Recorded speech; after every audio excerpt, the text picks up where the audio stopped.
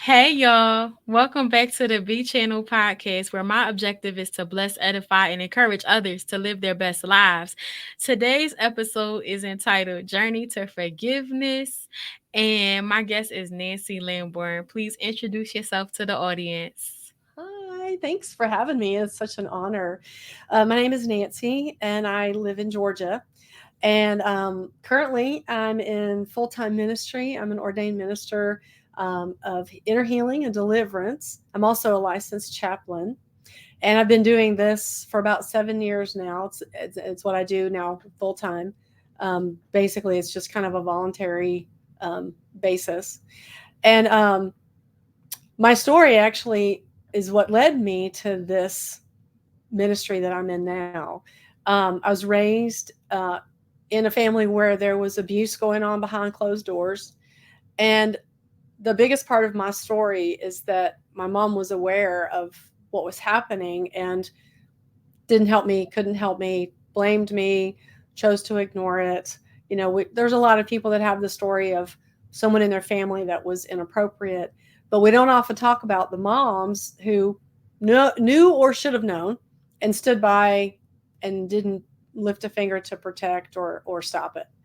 Um, and so that really, as a 6 year old, asking for help and being told that I'm the one that had to deal with it, it really started a journey of not liking my mom. My mom was difficult. She was impatient, harsh, critical, very hard to please, unhappy all the time, unless she was completely alone, and just very discontent. And mind you, we're a faith filled family, going to church every Sunday, Wednesday night, Thursday night. We're in church all the time. But it Mm. didn't translate into a house of peace. It was a house of anger, it was a house of secrets, a house of chaos. And so it really just kind of began to lay this foundation of really not liking my mom at all. And, fast forward as I grow up, the family members responsible either pass away or we move or what have you. And the abuse that I was undergoing stops. But my mom is still the angry, hard to please, harsh, unloving person. And so this dynamic, like she didn't like me a lot. I didn't like her a lot. There was no intimacy, no closeness. There was not this sweet, mother daughter bond. We did things together, but it was never that real sweet closeness.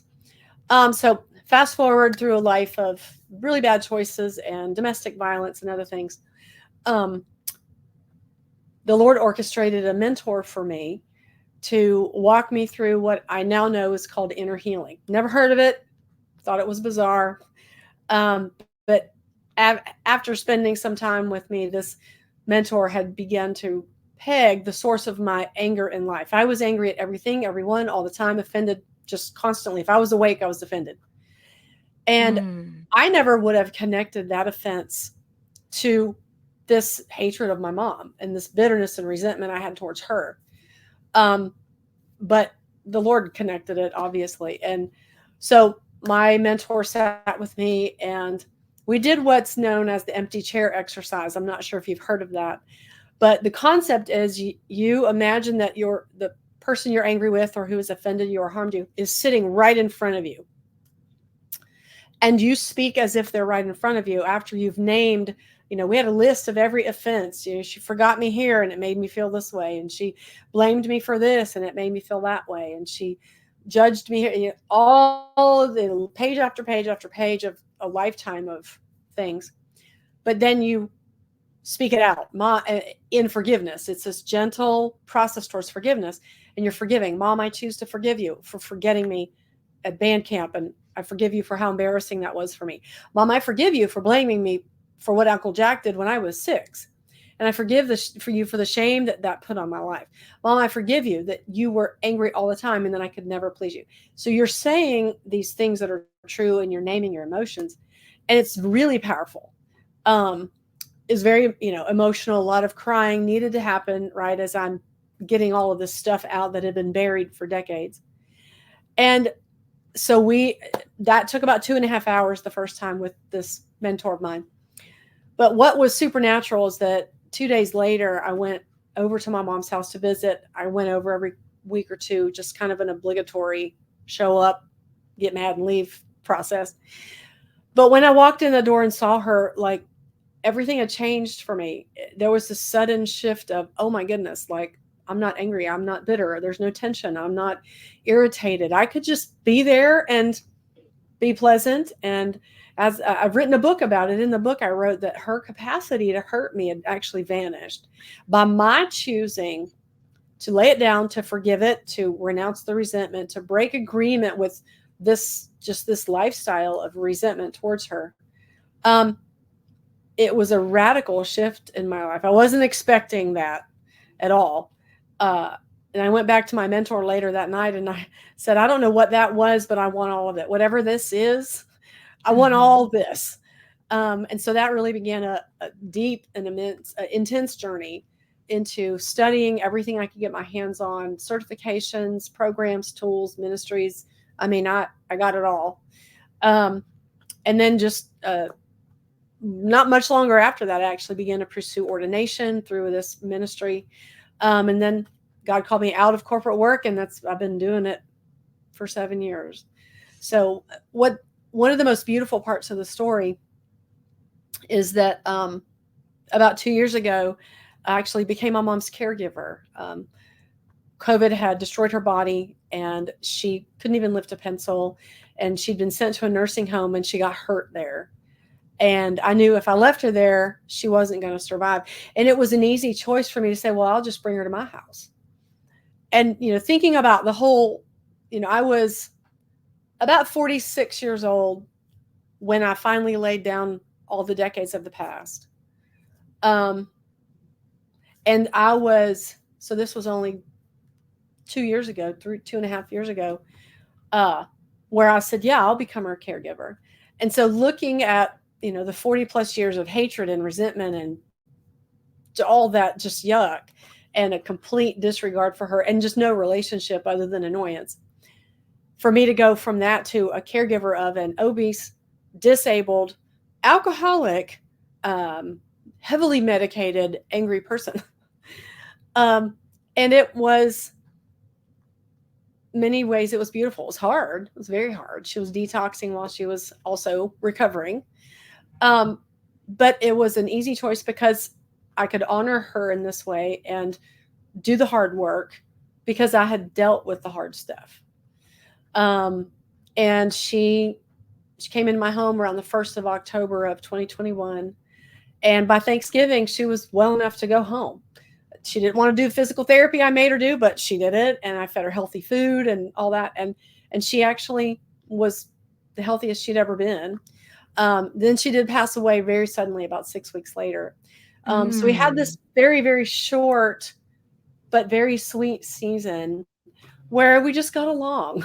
And um, it was beautiful. So, you know, coming to her death, um, I knew sitting in the hospital with her that I had been given a gift. I was so grateful for the ability to be in this ugly, gross, unfair season with her, of her dying in front of me, but without bitterness, without resentment, without anger. It was nothing but honor, and I could remember the good things and I could talk about what was positive. And it wasn't like I was trying really hard, like I better say something nice. It's just was what was I was feeling naturally, and I was able to honor her and bless her as she passed away. And so that's actually the first chapter of the book I wrote about. It actually deals with that and just the shift, the radical shift from hating the air that she breathed to blessing her before she passed away. And so it's just been a really beautiful journey. It's been an interesting journey, with the story of grief. It's hard to learn to grieve someone that you hated most of your life and who didn't like you. It's just been interesting and odd, and it's been a journey, but um, it's been a beautiful one. Yes, that really seems like a tough circumstance.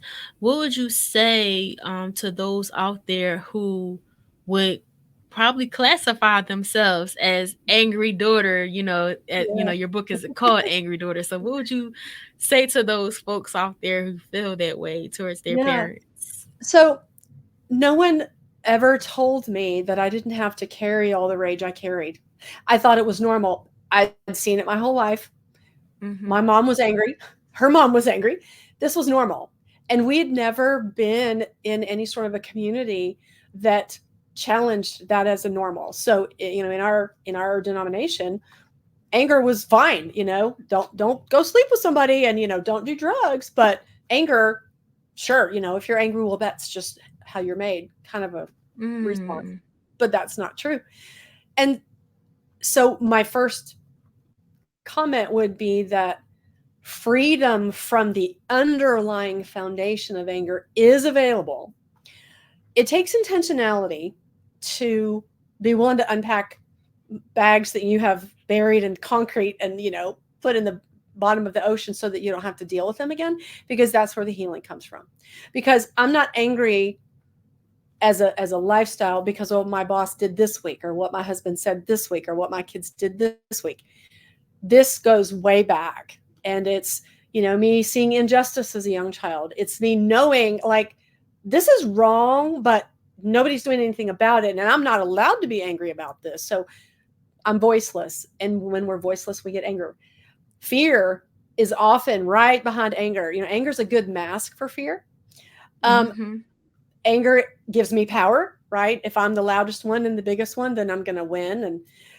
And so I would just counsel people to be willing to start considering that there is actually peace, and there's something more available other than a life of just always being annoyed. I never knew that existed. And I now know what it is like to live in peace on a daily basis. Is life perfect? No. Do people do things that are against me? Of course.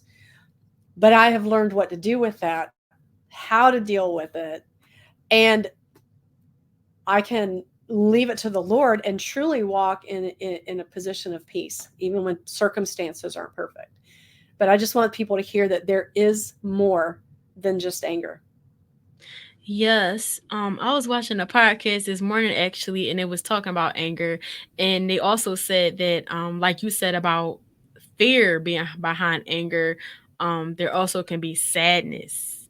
So that's Mm-hmm. something that A people don't lot. realize Yes. too. Yes. Yeah. Grief, all kinds of things. Anger can mask a lot. Yeah, it's like you get to hide behind it and just Hmm. be like, okay, Yep. I'm like I'm on my soapbox and I have a valid reason, I'm justified in this, but you Absolutely. really are just like stealing your own peace, like by Hmm. continuing to stay there, you know. Hmm. And really deep inside, you're just a wounded child that needs to be heard. You know. Yeah, Yeah. that's a lot of it too. Why people get upset because you don't feel heard. That's what they were saying too. Absolutely. Yes. Yes. Yeah. You need to feel seen and known and loved and heard, and Hmm. that's like a vital necessity in It life. is. It is. Mhm. Yeah, so, like, what did you do, like, in a practical way to, like, forgive her as you were going through this caregiving process? Like, Hmm. was it like did you, like, say, "I'm gonna do this cold turkey"? Like, what did that look like? Because it's one thing to say, "Yes, I'm gonna take her in," but it's another thing to say, "I'm gonna take her in, and now she's here in front Yeah. of me every day." So what did that look Well, like? it was a very fast decision because Mhm. we knew that she couldn't be left alone. She was already disabled before COVID, and she Mm. already was walking with a walker, already, a lot of medication. And she was just so incapacitated by what it did to her body that the um, the nursing home she was sent to wasn't equipped, because she needed Mm. 24/7 monitoring. Like, because she was very stubborn, and she would try to get up, and her legs don't work, and then she would fall. So Mm. from from the time I realized she's in trouble to the time there was a hospital bed in my actually the room I'm sitting in now, and I'm breaking her out of the back door of the nursing home, it was less than 10 hours. It was a one day. Like, in the morning, I find out Mm. she's fallen twice, and I rally some friends, and they get me this hospital bed. And I'm like, I go to my husband, and I'm weeping, and I'm like, if we don't get her out of there, she's going to die. And he is like, you Mm. do what you need to do. Like, of course. And there was a shift of, yeah, like, sure, I can do this too. Now she's here, and she doesn't want to be here and she's angry with me. And I've she's completely physically disabled. She's completely incontinent. And Mhm. I mean, it's like having a newborn with all those other things added. It was hard, very, very hard. But I had done so much hard work in recognizing, and one of the most beautiful things that God did for me through praying with my mom. My mentor said, ask God to give you a picture of how he sees your mom. And Mhm. when I did that, immediately I got a picture in my head of a 15-year-old girl crouched down in the bottom of her closet, weeping, grieving because her father has just died. Now, I Mhm. knew in the natural that my mom's dad had died very suddenly when she was 15. He was her world. She was the middle of seven with a very harsh, cold mother. She was the Mhm. black sheep, labeled that before age 10. And so, what God revealed to me was that she got stuck there emotionally. She was a 15-year-old in an adult's body, and she was 15 emotionally until the day she died. Mhm. And recognizing that, it shifted a lot for me. First of all, when you think about the behavior of a 15-year-old, uh, everything fits. They're dramatic, they're moody, they're petty, they're irritated all the time. Nothing makes them happy. They want to be left alone. Like, of course, my mom didn't want to have children and change diapers and wash clothes and do laundry and cook meals. Like, all of that annoyed her deeply. Well, that's how a 15-year-old would feel being saddled with adult responsibilities, right? And so when I Mhm. began to recognize that she was simply a 15-year-old in an adult's body, it changed how I interacted with her, what I expected from her, how I spoke to her, how I dealt with her. It gave me compassion and pity where none had ever been before. Um, that was surprising. I never expected to have real compassion and pity for her because she knew better and she should have done blah, blah, blah. And shoulda, woulda, coulda is Satan's playground. Okay.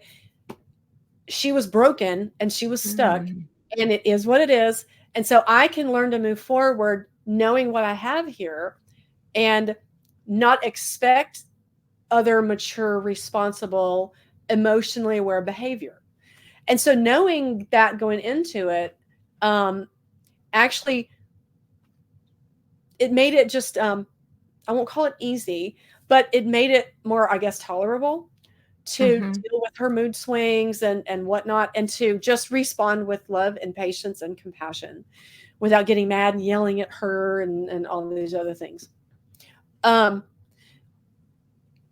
it was physically taxing on me for sure. Very, I mean, she weighed twice what I do, and so I mean, I had to get her under my arms and carry her to places, and it was very hard. But I also saw her changing as well. I saw her softening. The anger that she came in with, like, it started to calm down. She began to make nice little thank yous and appreciative comments, and things like that. So I noticed her beginning to warm up as well.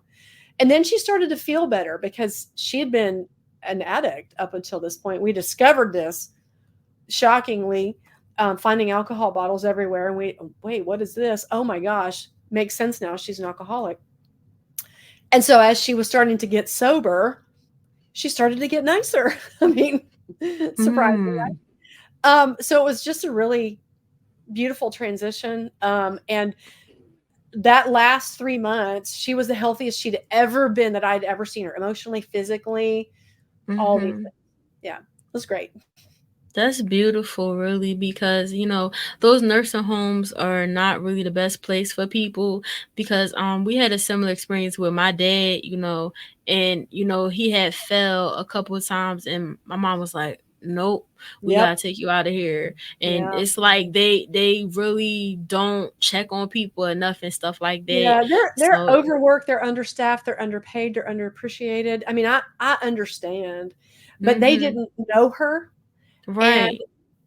they don't, because they're so busy, they don't get the time to know a patient who's coming in, and the stubborn ones who get up and then they fall, and you know, Right. They Yeah, can't give you the give her the yep, concern that you can give her one on one. exactly, And yeah, exactly. so that was rough though to have to go through all that. But I know where you're coming from because we had to deal with that with my father as well, Yeah. in this caregiving journey. So yeah, that was really commendable that you took all that on because a lot of people would be like, no, and you turned it You know what around. she did to me? I would never care for her. Yeah. And see, 10 years prior to this, had you told me I was going to become her caregiver, oh, I Mhm. probably would have given you a very ugly piece of my mind and smacked you and just so it's just when I look back at it now, it's just it's a beautiful transformation. It was an honor. I consider it an honor now to have been able to do that.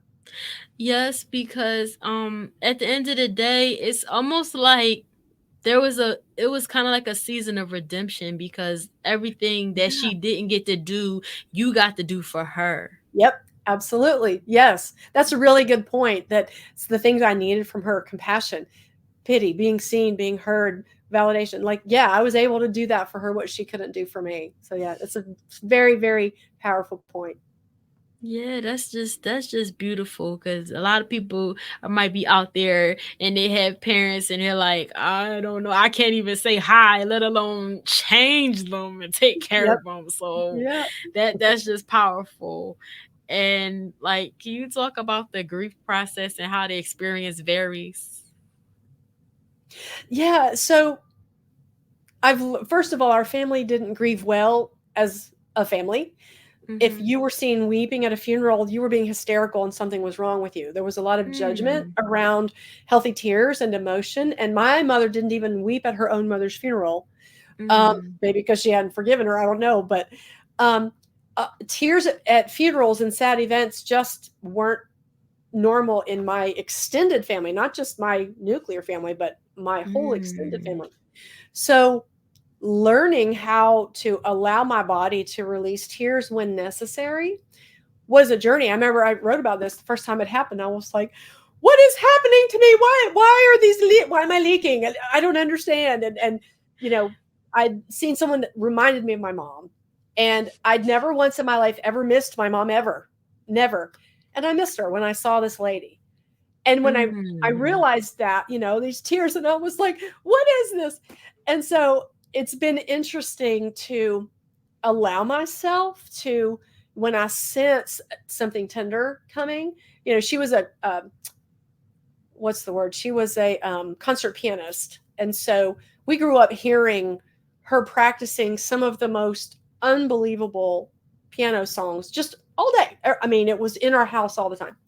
And so Mm. when I'm in shopping at, Kohl's or different stores and they play music, and every once in a while a classical piece of piano music will come, and I'm like, I can close my eyes and see my mom sitting playing that very same piece, and I can miss it and feel good about it in a nostalgic way, not like, oh, I miss her and life is terrible. It was more Right. like, oh, this is really sweet and this reminds me of my home.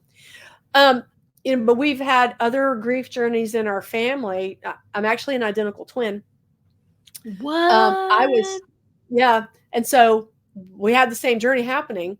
Um, the difference in our relationships with mom, and both of them were strained. They were just strained in different ways. But later in life, I've actually was the one that was physically closer to where mom lived, so I was with her more.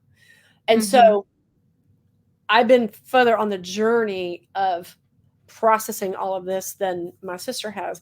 But 6 months before our mom died, my sister lost an adult daughter to COVID. And so, Mm. like, we're learning this whole weird thing about grief. It's just, Together. yeah, we're learning it together. We also are recognizing that everyone's journey is completely different. A lot of people who've not had like to go through really hard grief or close grief, they'll judge you like, well, it's been X number of years. Why aren't you over it yet? Or, you know, judging you for wanting to look at old photos and cry. Or there's a lot of harm that's done by maybe well meaning people who simply Mhm. don't get that your journey is your journey. Um, Right. and so the concept of grieving, um, a mentor told my sister, she said, your grief will find you because it had taken her a while to come out of the shock and the disbelief of losing an adult child.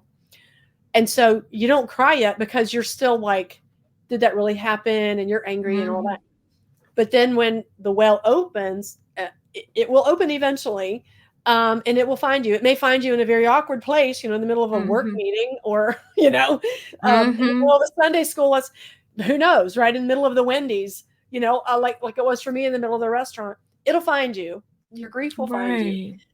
Um, but what I want to tell people about grief is that if I'm stuck at stage one, there's Mhm. all the stages. There's the shock and the disbelief, and then the bargaining, and then the anger, and then you eventually move towards, I think, what they call acceptance, right? Mhm. It used to be taught that that stage was perfectly linear and everyone goes through one, two, three, four, five, and then you're out. Mm-mm. Not true. Like it's a roller coaster and you're back Up and and up down. and down, and you go back and forward, and um but some people who've had a tragic, serious loss of some kind, they'll find themselves stuck at stage one, where Mhm.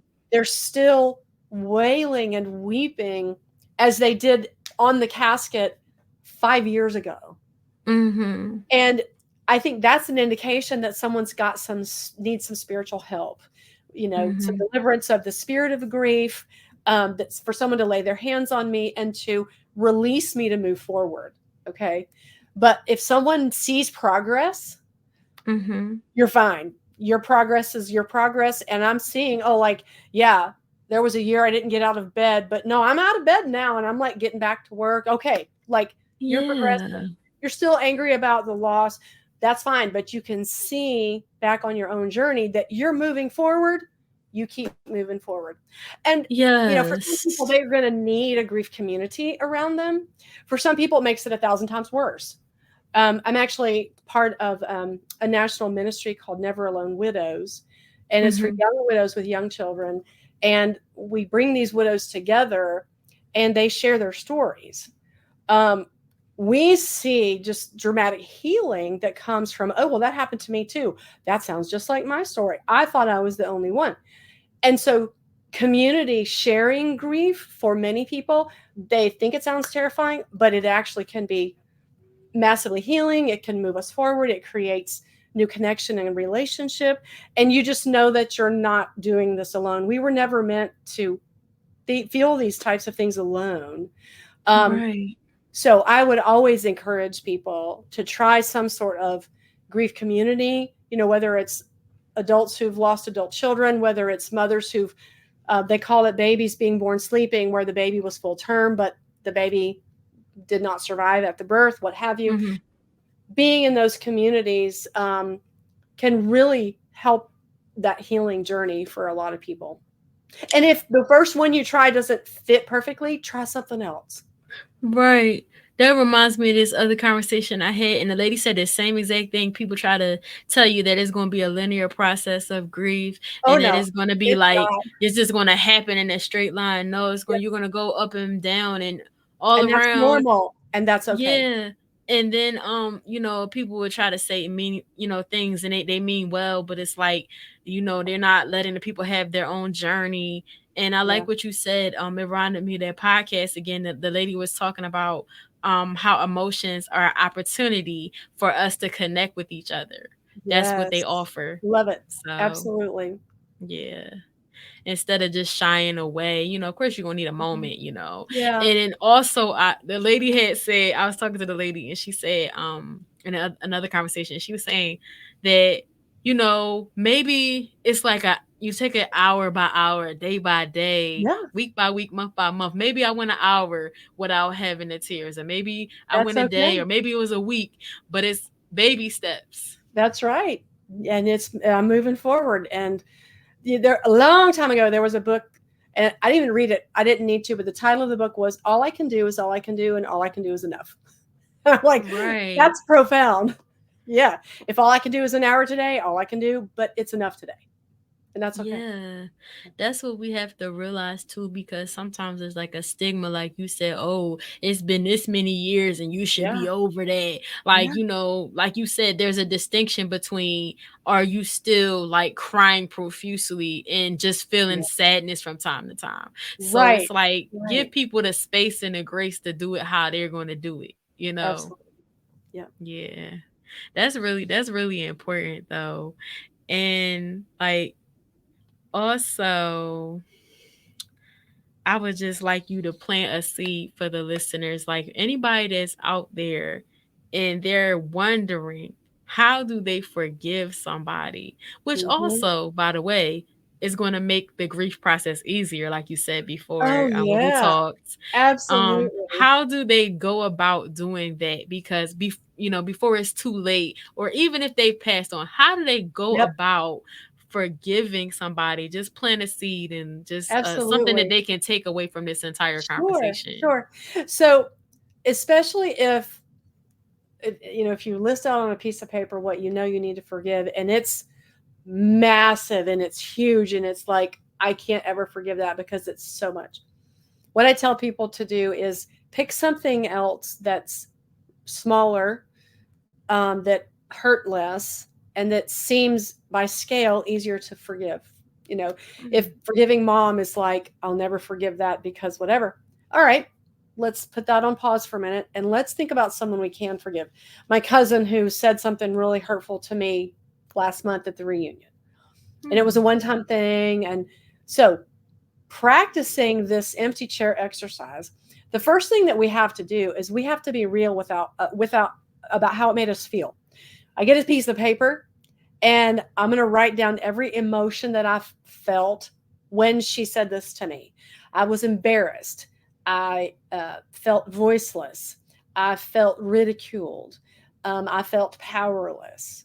I felt attacked. Whatever. And I'm going to name, like, she said verbatim, I'm going to write down every word that my cousin said to me. You only think about yourself, whatever it was that she said that hurt me.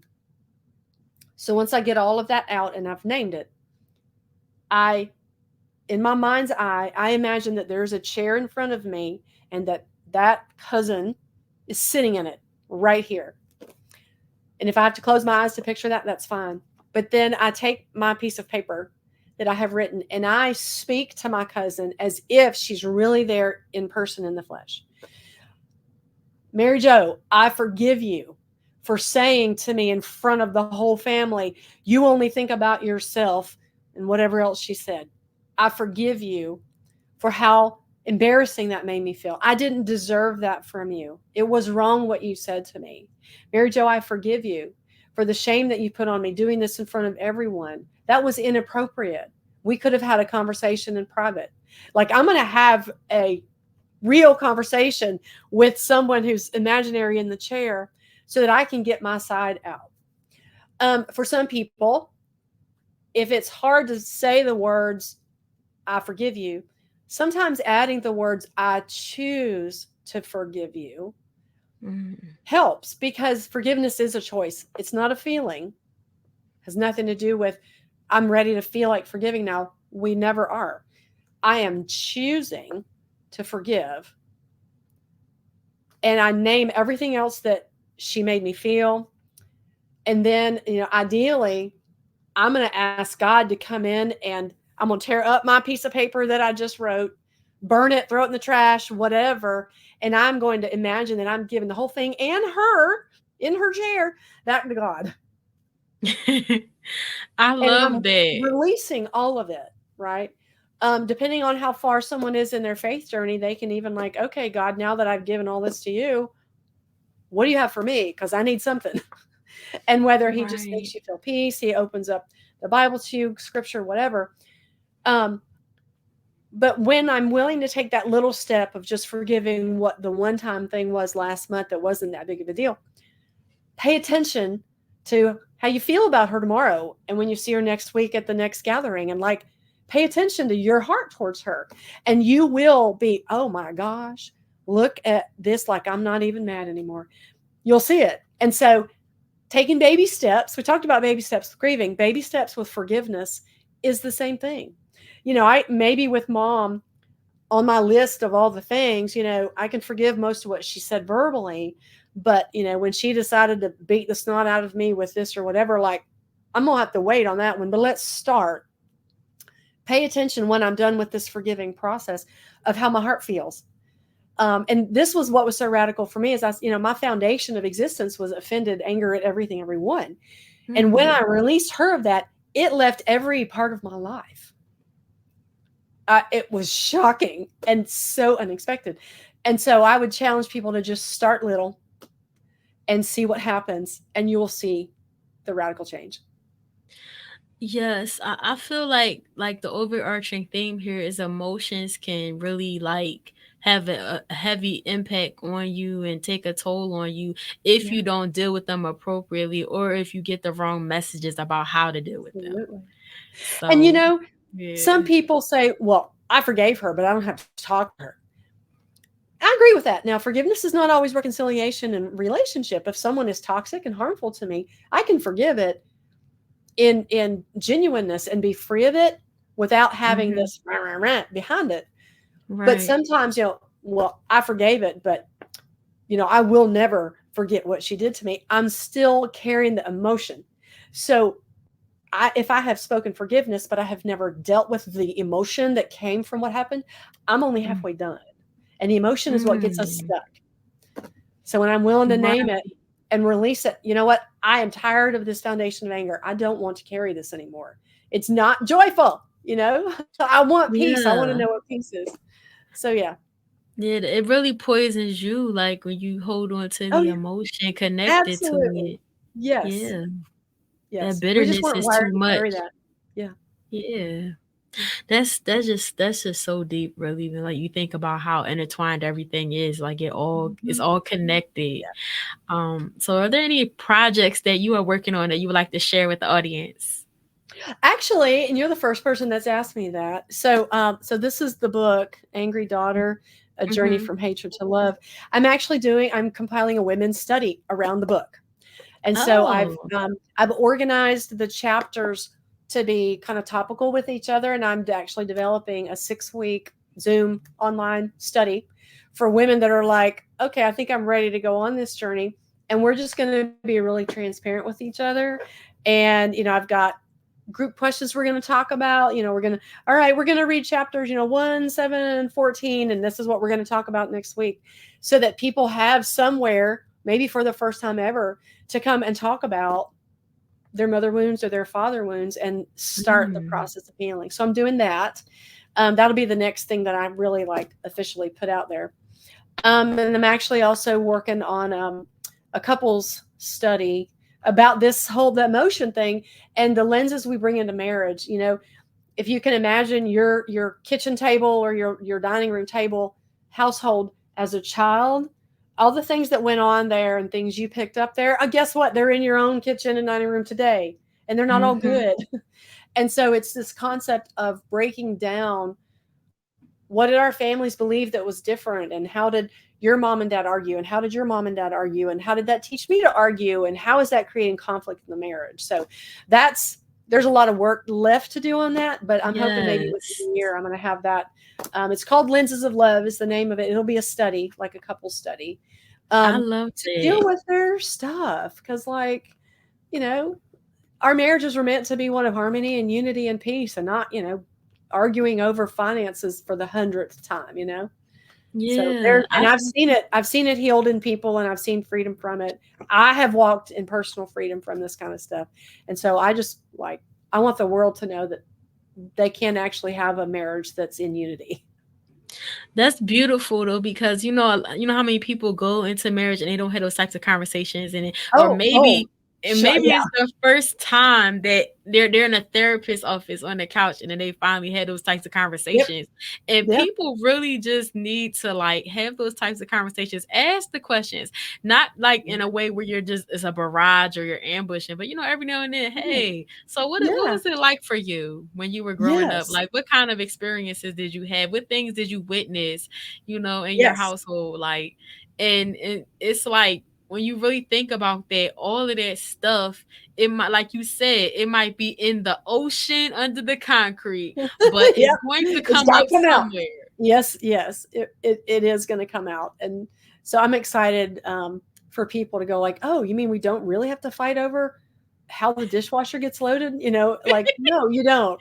When you understand each other and you recognize where each other is coming from, like it can change a whole marriage. So I'm excited about that. Yeah, that's beautiful. So, remind us all, how can we connect with you? Yes. So pretty much everything is Lamborn Author. My website is lambornauthor.ink, like ink from a pen, not INC incorporated, the ink from a pen. So lambornauthor.ink. Instagram is Lamborn Author. Facebook is Lamborn Author. And then LinkedIn is Nanci Lamborn. So you'll find me in one of those places.